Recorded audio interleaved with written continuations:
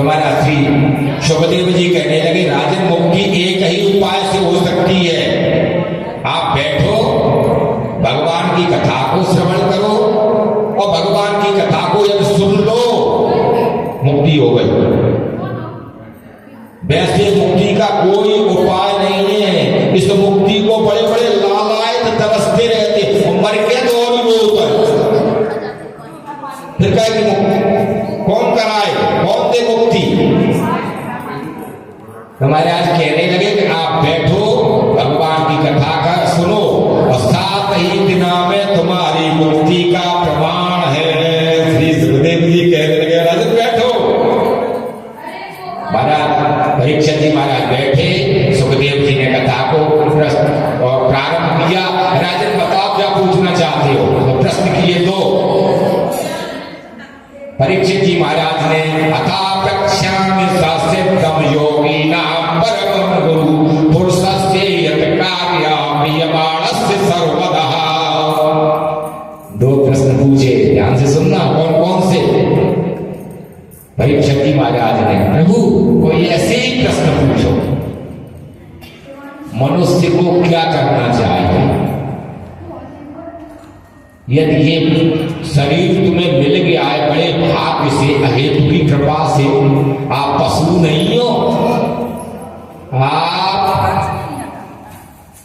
क्या हो? मनुष्य हो। मनुष्य तिलक लगा सकता है, मनुष्य कथा श्रवण कर सकता है, पशु सुन सकता है क्या कथा को? पशु तिलक लगाता है क्या? नहीं लगाता है। नहीं, तिलक मानव लगा सकता है। अब न तिलक लगा वो हम नहीं कह रहे, परंतु पशु के लक्षण है। भगवान की कथा पशु सुन सकता है क्या?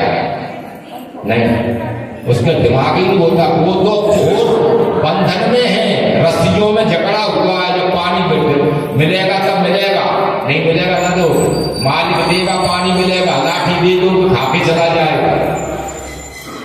तो वो क्या है? पाप योनियों में है। परंतु मनुष्य बड़े भाग्य, मानुष तन पावा, बड़े भाग्य है। परंतु एक ही पक्ष नहीं है, मानव भी पशु को, मानव भी पशु वृत्ति तुमने कर ली, बड़ी समझ की कथा है।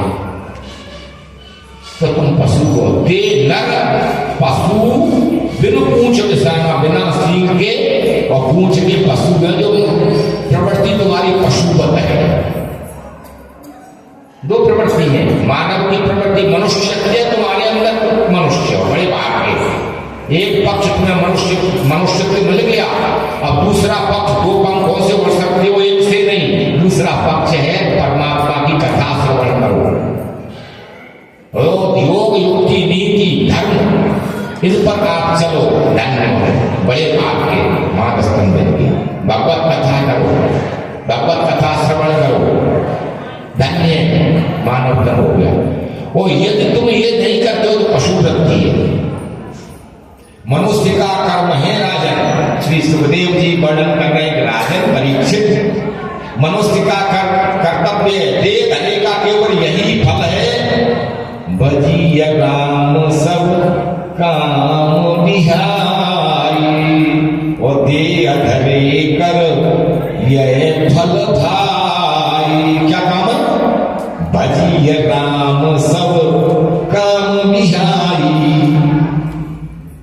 सब काम को छोड़ करके भगवान की भक्ति में मस्त हो, भगवान की जप करो, भगवान का तप करो, भगवान की कथा सुनो, तो मानव हो गए। मनुष्य का कर्तव्य है। म्रियमाण से सर्वदा, मरते समय पे क्या करना चाहिए और मरना कब? श्री सुखदेव जी अपनी कथा कहने लगे, राजन भाई मरना कब? सब मरना सन्नो। डॉक्टर जवाब दे तब के लिए मत बैठे रहो, तब की मरना शब्द नहीं कहा है। म्रियमाण से सर्वदा, ऐसा शब्द पूछा है। म्रियमाण, मरते हुए व्यक्ति को, क्योंकि हम मृत्यु लोक में है, सबको मरना है। कहां मत गया? सब जगह लिखा होता है, या बैठना मना, या थूकना मना, नहीं, या खड़े होना मना, परंतु कहीं लिखा तो मैंने देखा है कि मरना मना है, कहीं लिखा देखा है क्या? कहां मर कल का कल प्रात में जाने खिले न खिले मलियागिर की सुचि शीतल मंद सुगंध में जाने मिले न मिले कल काल कुठार लिए फिरता तन नम्र पे चोट झिले न झिले भजले हरि नाम हरि रसना जाने अंत समय पे हिले न हिले। मरने को मत बैठो, डॉक्टर जवाब दे तब मत बैठो, पहले ही प्रभु की चरण की तरफ चल दो, पहले ही चल दो। जितना बनता है नई उम्र में करो, बुढ़ापा किसने देखा है? भजन कर, ऐसा कुछ कहती है भजन कर, क्या कहते हैं सब जानते हो। बुढ़ापा किसने कौन देखा? जो नार हिल रही थी, अब गायक गीता जी सुनाओ महाराज, मरने को मैंने कभी सुनी वो गीता तो सुना में महाराज। अब लगे धर्म क्षेत्र होते समझता सुन रहे जब सुनने लायक है तब सुने नहीं। अब बुढ़ापा, अरे भैया बासा फूल भी को पूछता है, कहता हुआ फूल सब तोड़ते हैं, ठीक है। तभी जवानी में सब लायक हो तब कर लो जो कुछ करना है, बुढ़ापा है कुछ नहीं, सड़ गए छुपा। तो महाराज कह रहे हैं कि डॉक्टर जवाब दे दे तब नहीं, तब भगवान की आप शरण में चले जाओ, पहुंच जाओ भगवान में, यही मुक्ति का काम है। श्रीमद् भागवत सप्ताह 7 दिन में सुन लो आप, 7 ही दिन है, कोई श्राप नहीं, श्राप वरदान बन जाएगा। महाराज बैठ गए, फिर प्रश्न पूछा महाराज भगवान ने अवतार काय को लिया? भगवान ने अवतार क्यों लिया? जैसे ही जो अवतार की कही क्या पहुंच गए सीधे भगवान पे। महाराज मुस्कुरा गए, राजन हो तो तुम बुद्धिमान, बहुत चतुर हो, चक्रवर्ती सम्राट था, राजर्षि हो तुम, परम तप हो, साधु, क्या भगवान की बात पूछिए, लोगों का कल्याण हो जाता है। वो हाल ही कहने लगे, हे साधु वीर त्वाम पृष्ठाम कथाम अवतारम हरि यस्य तक्षक मत्तानाम मृत्यु काल न उपस्थिते मृत्यु पास न विसाधिनी। क्या कह रहे हैं? यस्य तक्षक मत्यानाम मृत्यु पास न विसाधिनी। कितना बढ़िया जवाब दिया, कितनी सील लगा दी। राजन तुमने भगवान के अवतारों की कथा पूछ ली, और जो परमात्मा की कथा को श्रवण करता है, परमात्मा की कथा को कराता है, उसका माध्यम बन जाता है, श्री गणेश करा देता है, लोगों को कल्याण हो जाता है। खुद का तो कल्याण हो ही गया, लोग का कल्याण हो जाता है। यदि प्रक्षतमत्याना, कितनी बढ़िया बात कर रहे, प्रारंभ करवा दे, कोई पूछ दे, कोई शुरू कर दे, कोई साधन जुटा दे कथा कराने का, तो मृत्यु पास न विशाखिनी। यमराज की ताकत नहीं, मृत्यु की ताकत नहीं, वो नरक को ले जाए। वो तो भगवान का हो गया, और भगवान की गोद में बैठ गया, गोद में बैठा हुए व्यक्ति को, और मृत्यु की क्या साथ है, वो मरेगा नहीं, वो मिल जाएगा। मरना नहीं होगा, मिलना होगा परमात्मा से। जब ऐसी कही, महाराज ने अवतारों की कथा कही, राजन परीक्षित भगवान के 24 अवतार हुए, 10 बड़े अवतार हुए, और भी महाराज सनक सनातन व्यास इत्यादि महाराज हैं।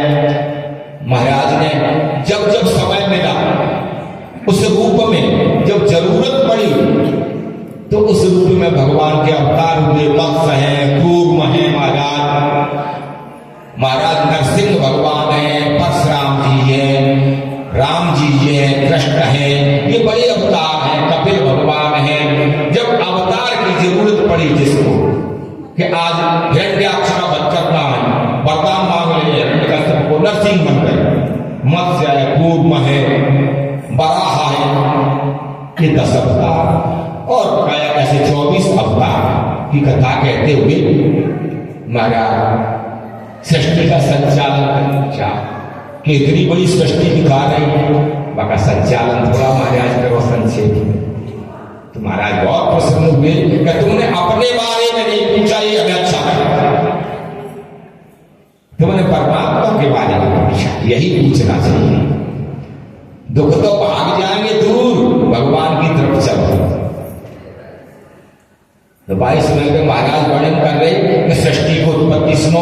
भगवान एक है, जब अनेक होने के विचार करें और भक्तों में के बीच में जाने के लिए विचार कीजिए। अनेक होने के लीला करने का विचार किया जब भगवान ने, उस विराट पुरुष ने कहा कि मैं एक हूं, अब अनेक होकर के और मैं भगवान की लीला, भक्तों के साथ लीला, भक्तों के साथ नृत्य, महाराज की लीला करेंगे, गोपियों के साथ नाचेंगे, मक्खन चुराएंगे, जीव जंतुओं को सबको बनाएंगे, फिर उनके साथ हम रहेंगे। तो एक से अनेक होने के विचार से भगवान ने सबसे पहले नारायण, नारायण से ब्रह्मा, नारायण की नाभि से कमल, कमल से ब्रह्मा, चतुर्मुखी ब्रह्मा को जैसे ही सृजन किया, ब्रह्मा जी से कहा अब तुम जो है सृष्टि की उत्पत्ति करो जिससे संसार चले, संसार बसे।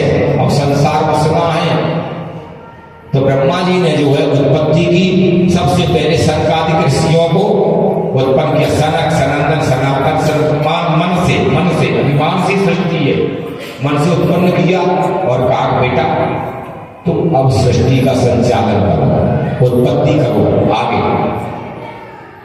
तो सनकादिक ऋषियों ने कहा महाराज हम गृहस्थी के झमेला में नहीं पड़ते हैं, और सृष्टि को करो, प्रकृति में माया हो, पालन पोषण करो, बड़े करो, छोटे करो, पिताश्री आप भी संभालो।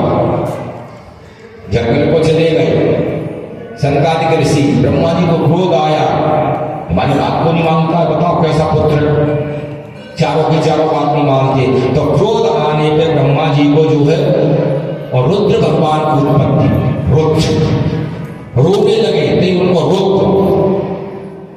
रुद्र को रोते ही एकदम बहुत बड़े हो गए और उन्होंने कहा पिताश्री काम बताओ और नाम बताओ, हमारा क्या है, काम और नाम बताओ। तो उन्होंने कहा तुम्हारा नाम रुद्र है, काम तुम्हारा ये है कि सृष्टि को आगे बढ़ाओ, उत्पत्ति करो। तो अब भगवान रुद्र ने उत्पत्ति की, सृष्टि के भूत हैं, प्रेत हैं, कोई चिल्ला रहा है, कोई डाकिनी, पिशाचिनी और विषैली सृष्टि, ये कीड़े मकोड़े, सर्पधर, बिच्छू, ऐसी विषैली सृष्टि जिनने उत्पन्न कर दी। ब्रह्मा जी ने कहा अरे जी कहां से तुमने बीच में कर दिया खड़े, तमाम तुमने जो विषैली विषयुक्त सृष्टि को उत्पन्न कर दिया, अच्छी सृष्टि करो, ये क्या सृष्टि, बंद करो, बंद करो। रुद्र भगवान से सृष्टि को बंद करवा दिया राजन परीक्षित। हम महाराज ने, ब्रह्मा जी ने 4 पैर वाले, 4 खुर वाले, 2 खुर वाले पशु पक्षी जड़ चेतन, और महाराज ने ऐसी सृष्टि को उत्पन्न किया। उसके बाद में महाराज ने 10 पुत्र मन से पैदा किए, मरीच, अंत्री, अंग्रा, पुलस्त्य, पुलहा, क्रतु, भृगु, वशिष्ठ, तक्षस्य, दशमः तत्र नारद। ये भगवान पहले पैदा है। मरीच, अंत्री, अंग्रा, पुलस्त्य, पुलहा, क्रतु, भृगु, वशिष्ठ और 10वें महाराज नारद। सबसे छोटे नारद जी थे। ऐसी मानसी सृष्टि को उत्पन्न करते करते महाराज ने, अब उन्होंने, ब्रह्मा जी ने सोचा कि ये कहां तक करेंगे हम मानसी सृष्टि, ये हम कहां तक रचना करते रहेंगे। तो ऐसा विचार कर रहे थे महाराज। सो ब्रह्मा जी, भगवान की प्रेरणा से ब्रह्मा जी ने ध्यान किया कि सृष्टि ऐसे नहीं चलेगी, 4 बच्चे दे देंगे तो 4 हो जाएंगे, 50 रख दे तो 50 हो जाएंगे, ऐसे विश्व कहां से बनेगा। तो उन्होंने जो है अब और एक प्रकृति और पुरुष के जोड़े से, मैथुन क्रिया से जो सृष्टि की जो है उत्पत्ति की,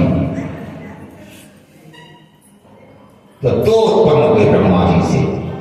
दाहिने अंग से महाराज मनु का जन्म होता होगा और बाएं से सतरूपा स्वामभाव मनु और सतरूपा एक जोड़ा निकाला मैथुन सृष्टि।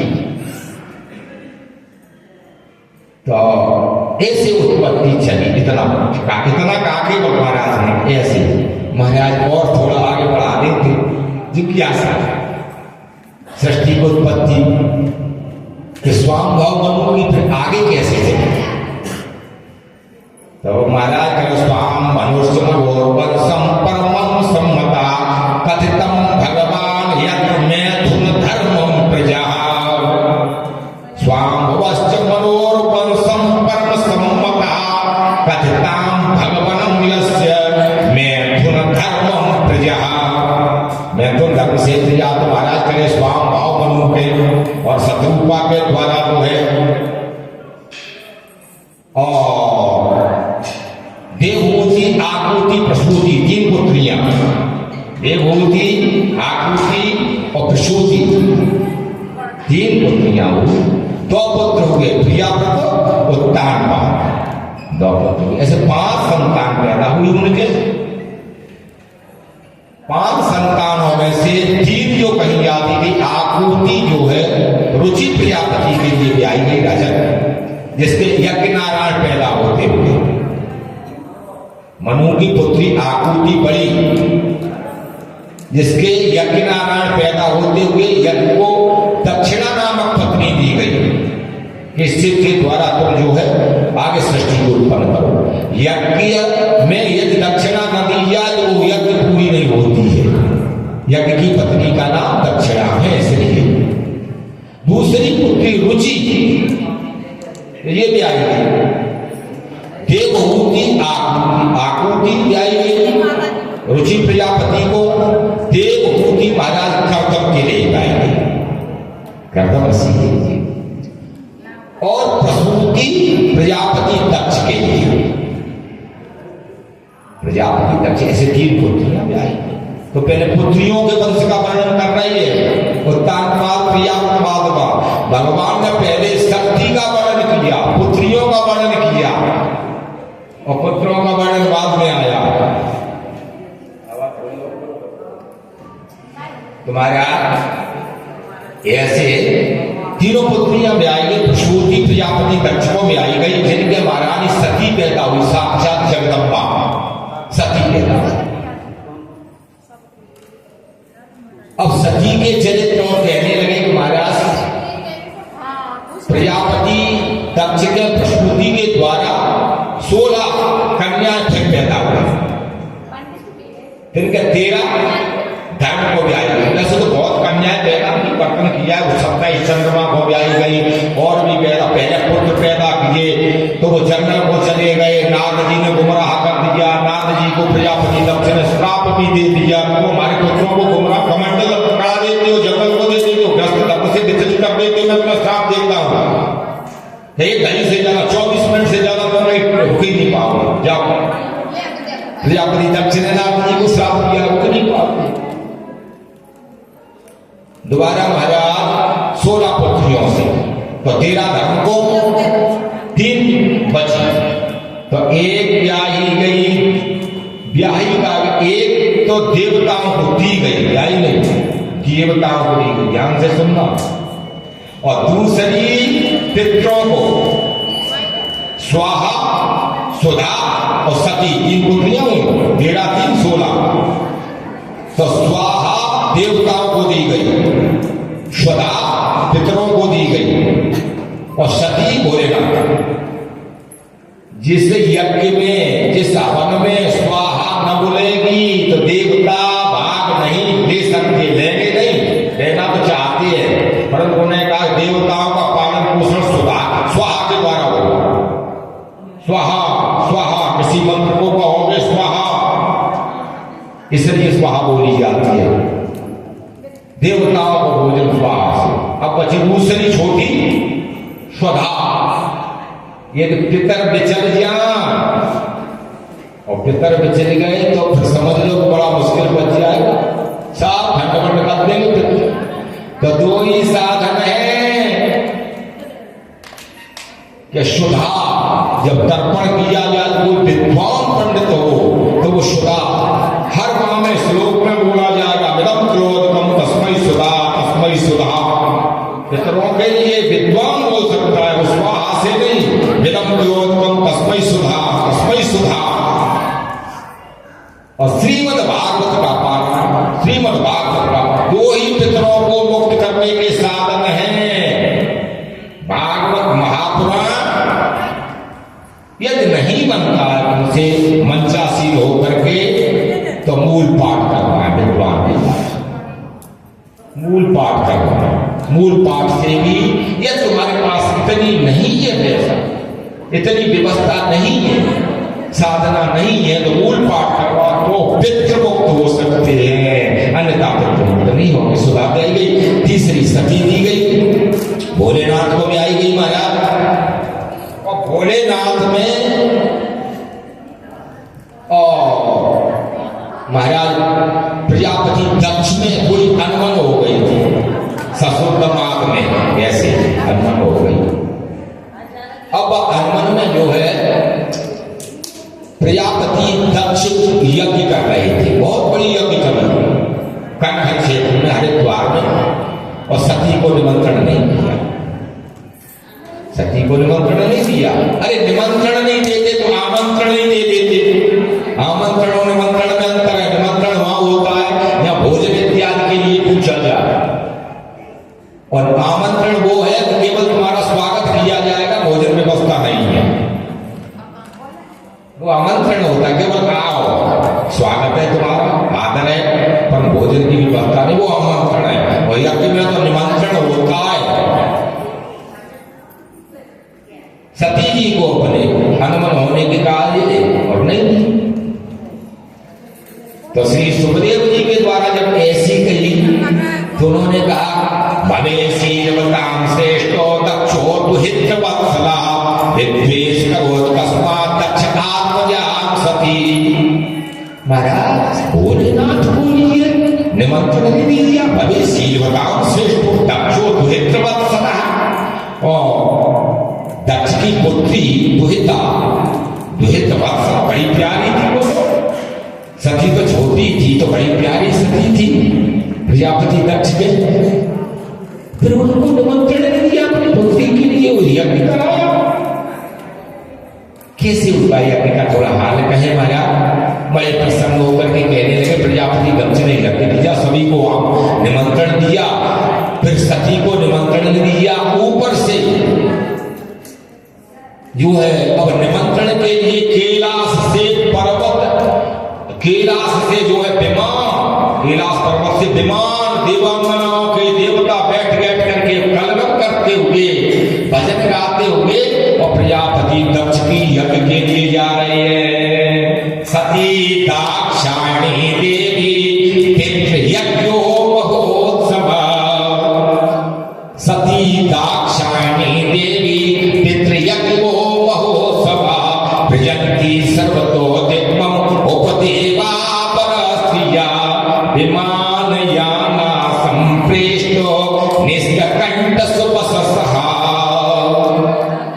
प्रजापति दक्ष की पुत्री जो कही जाती थी सती, वो कैलाश पे बैठी थी, और देवांगना है आकाश मार्ग से विमानों पे बैठ करके सुंदर कलर करते हुए, बससहा सुंदर आभूषण पहने, सुंदर वस्त्र पहने हुए, और कैलाश के ऊपर से जा रही थी। अब बताओ देवता भी ऐसे है कि विमान कैलाश के ऊपर से जा रही है प्रजापति दक्ष के यहाँ, क्योंकि जानते थे कि प्रजापति दक्ष के लिए और निमंत्रण नहीं दिया है, हमको निमंत्रण आया, तो उन्हें दिखाने के लिए किसी का निमंत्रण नहीं जाए तो कुछ लोग तो ठीक है चुप बैठे और भड़का देंगे, तुम्हारा न्योता नहीं दिया, जाकर न्योता नहीं आ जाएगा, नहीं दे पाया तो सीधे कहना हमारा तो न्योता आया, तुम्हारा न्योता नहीं दिया, और भड़काएगा, बहुत भड़काए देगा। और क्या कहेंगे तो सती के लिए कहा जा रहा है, देवता ऊपर से बताओ कौन सी रेल की पटरी लगी थी वहां, अरे दूसरी जगह से विमान निकाल ले जाते, रेल की पटरी नहीं सो वहीं से जाए कैलाश से, फिर नहीं कैलाश से विमान हो रही, या सती बैठी की पता था कि इनको निमंत्रण नहीं दिया। अब पूछेंगे तुमको निमंत्रण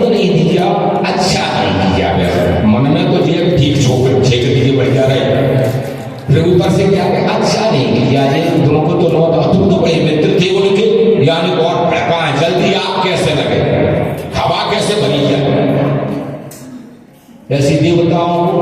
अब उन्होंने विचार किया कि विमानों में आवाज तो होती नहीं है, और कैलाश में बैठी सती और शंकर जी, तो इन्हें समझ में कैसे आएगी, कब जाएगा ये। तो गाने लगी, विमान याना संप्रेष्टो निष्कंठ सुवसतः, मंगल गीत गाती हुई और कैलाश से चली जा रही है। अब जो है महाराज कथा कह रहे थे, बोले ना, सती का मन नहीं लगे। सती ने पूछा, प्रभु कथा थोड़ी देर बंद कर दो। सती कैसी बात करती हो तुम? लगे कहना हरि कथा रसाला, बड़ी सुंदर रसाल कथा तो रसाल होती है। अगर सती को मन ने का देख लगे और मन का स्थिर होना कोई खिलौना है क्या? न देवाल ऊपर लगे वो अब तमाशा करवा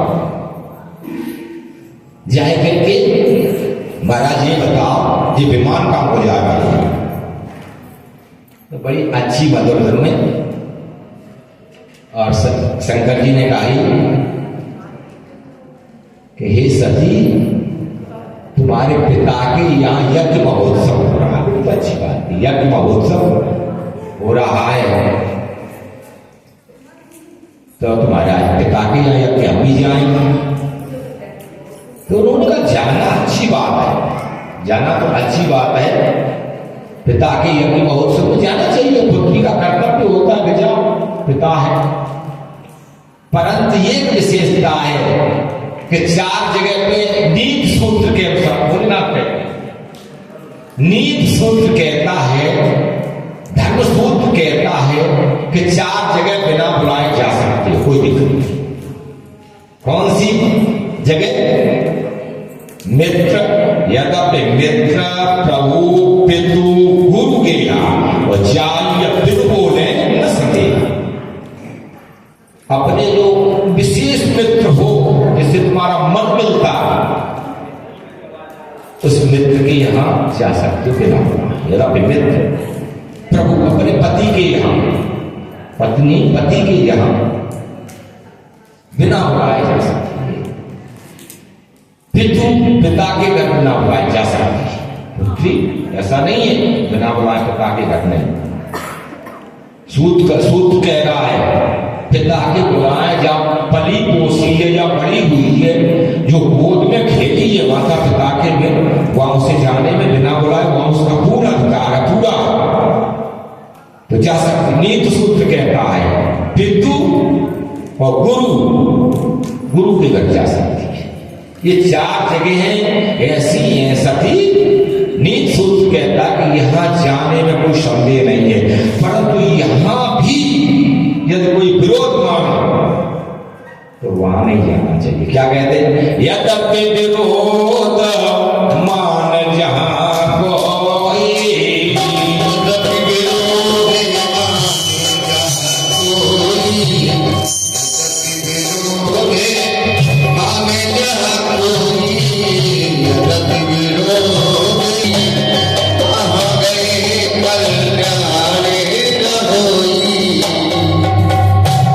यद्यपि विरोध मान